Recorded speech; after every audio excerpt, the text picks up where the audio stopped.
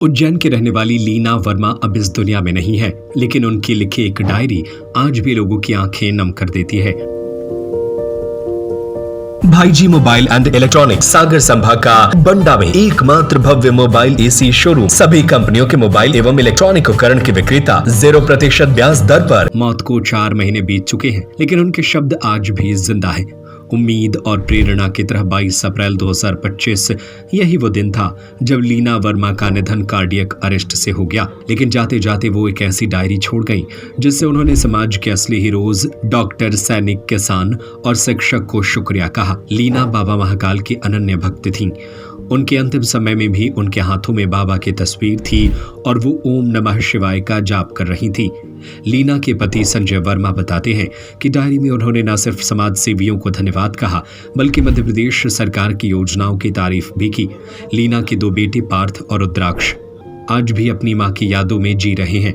पार्थ ने मां की याद में कई पेंटिंग्स बनाई हैं, जो अब उस डायरी के साथ एक भावनात्मक धरोहर बन चुकी है। मां ने कभी हार नहीं मानी, बीमारी में भी मुस्कुराती रही। अब उनकी डायरी और पेंटिंग ही हमारे पास है। लीना की ये कहानी आज भी उन लोगों को प्रेरणा देती है जो जिंदगी की मुश्किलों से हार मान लेते हैं। जाते जाते भी लीना सिखा गई कैसे मुस्कुराना है, कैसे धन्यवाद कहना है और कैसे हर पल को सकारात्मक जीना है। तो सबका ही ध्यान रखती थी, हर किसी से मतलब एक जैसे ही व्यवहार रखती थी। आसपास मोहल्ले वाले जो भी हों सबसे, मतलब ऐसे किसी से दुश्मनी वगैरह भी नहीं थी। और मतलब उस टाइम मैं बुक्स वगैरह जमा रहा था, मेरी थोड़ी साफ़ सफाई कर रहा था, तो वहाँ पे मुझे डायरी मिली। फिर उस टाइम मुझे याद आया कि थोड़े टाइम पहले मम्मी कुछ लिखती थी उसमें सुबह उठ के, और उस बारे में मुझे पता नहीं था पहले। फिर वो डायरी पढ़ी हमने, जब जाके उसमें देखा हमने कि सबके बारे में लिखा उनने, कि हर किसी से वो मतलब क्या सोचती थी उनके बारे में, सबको थैंक यू लिखा था उसमें। अभी मैंने नीट दी थी, उसकी काउंसलिंग में अभी नाम दिया है। बाकी साइड बाय साइड उसके कॉलेज भी स्टार्ट हो गए। साइंस कॉलेज में बायोटेक्नोलॉजी में लिया है मैंने, और ड्रॉप लिया है। अगले साल फिर नीट दूंगा अगर नहीं हो पाया तो।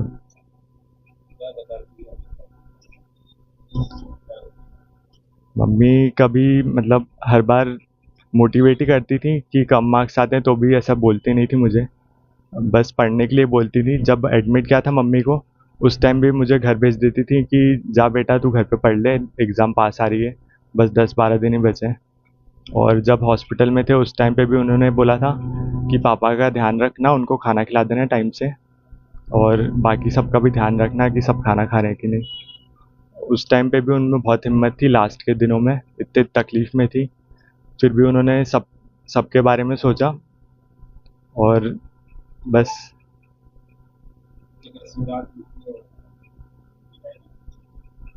उन्होंने अपने मम्मी पापा के बारे में और मेरे दादाजी के बारे में भी बहुत अच्छा लिखा है।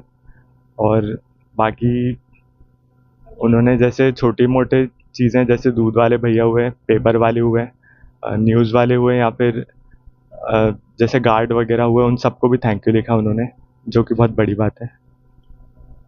Partha Verma.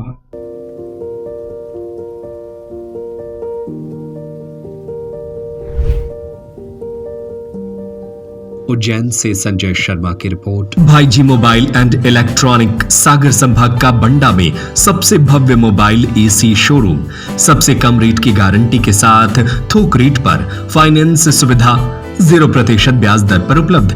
IPhone, Vivo, Oppo, Realme, Samsung, Motorola, one plus, nothing सभी कंपनियों का मोबाइल एवं AC, TV, cooler, fridge, washing machine, laptop, printer सभी प्रकार के इलेक्ट्रॉनिक उपकरण के विक्रेता। पता है गांधी मूर्ति के सामने, मेन रोड, बंडा, जिला सागर, मध्य प्रदेश। Mobile number 8719002577।